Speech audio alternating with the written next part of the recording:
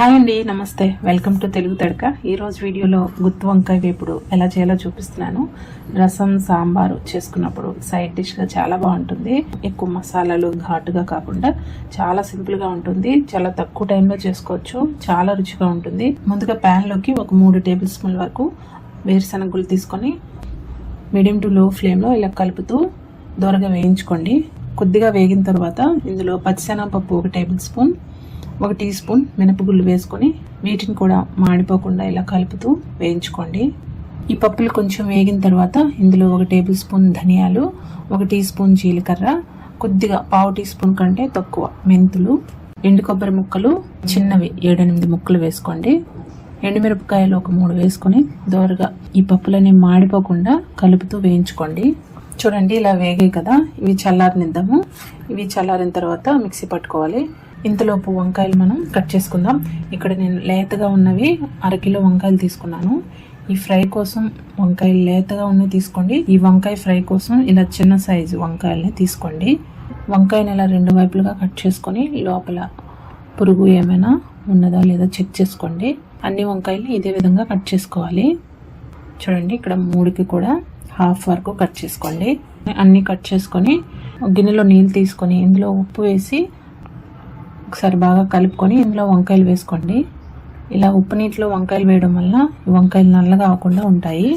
ఇప్పుడు మనం వేయించుకున్న దినుసులు చల్లగా అయ్యాయి. మిక్సీ జార్లోకి ఈ చల్లారిన దినుసులన్నీ వేసుకొని ఇప్పుడు ఇందులో కొద్దిగా చింతపండు, వెల్లుల్లి రెబ్బలు ఒక 5-6 వరకు వేసుకోండి. ఒక 1/2 టీ స్పూన్ పసుపు, 1/2 టీ స్పూన్ వరకు ఉప్పు వేసుకొని మంచి ఫ్లేవర్ కోసం కొద్దిగా కొత్తిమీర కాడలు వేసుకొని ఫస్ట్ నీళ్లు పోయకుండా గ్రైండ్ చేసుకోవాలి.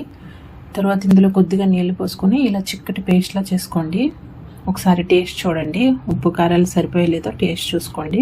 ఒకవేళ ఉప్పు కారం సరిపోలేదనుకుంటే ఈ టైంలో యాడ్ చేసుకొని మళ్ళీ పేస్ట్ని శుభ్రంగా కలుపుకొని ఇప్పుడు ఈ పేస్ట్ని ఒక్కొక్క వంకాయ తీసుకొని ఇలా స్టఫ్ చేసుకోండి. మసాలా ఈ కన్సిస్టెన్సీలో రుబ్బుకుంటే వంకాయలో మనం స్టఫ్ చేసుకున్నప్పుడు చక్కగా మసాలా నిలుస్తుంది వంకాయలో.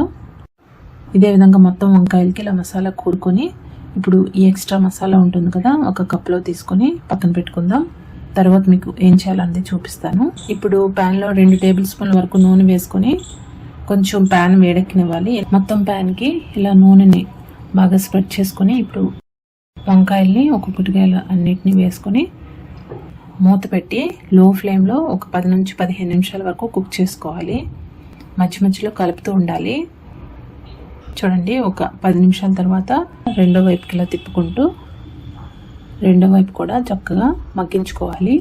ఇప్పుడు మనకి మసాలా ముద్ద మిగిలింది కదా, ఇందులో కొద్దిగా నీళ్లు పోసి చిక్కగా కలుపుకొని అన్ని వంకాయల పైన ఈ మసాలా నీళ్ళని ఇలా వేసుకోండి. వేసుకున్న తర్వాత మళ్ళీ మూత పెట్టి లో ఫ్లేమ్లో ఒక 15 నిమిషాల పాటు మగ్గించుకోవాలి. మధ్య మధ్యలో కలుపుతూ ఉండాలి. చూడండి, 15 నిమిషాల తర్వాత మనకి ఇక్కడ వంకాయలు బాగా మగ్గిపోయాయి. ఈ టైంలో కొంచెం కొత్తిమీర పైనుంచి వేసుకొని ఇప్పుడు మూత పెట్టనవసరం లేదు. మూత పెట్టకుండానే ఒక 5 నిమిషాల పాటు ఇలా కలుపుతూ మళ్ళీ మగ్గించుకోండి. మీకు కావాలంటే పైనుంచి ఈ టైంలో కొంచెం కారపొడి, గరం మసాలా వేసుకోవచ్చు. నేను ఇక్కడ సింపుల్గా ఏమీ మసాలాలు లేకుండా సింపుల్గా చేశాను. కొత్తిమీర వేసిన తర్వాత లో ఫ్లేమ్లోనే ఒక 5 నిమిషాల పాటు ఇలా కలుపుతూ మగ్గించుకోవాలి వంకాయని. ఇప్పుడు మనకి సాఫ్ట్గా మగ్గిపోతుంది. ఇలా చేస్తే చిన్నపిల్లలు కూడా, మసాలాలు ఏమీ ఘాటు ఉండదు కదా, చిన్నపిల్లలు కూడా ఇష్టంగా తినేస్తారు. ఇలా ఒకసారి ట్రై చేయండి, చాలా బాగుంటుంది.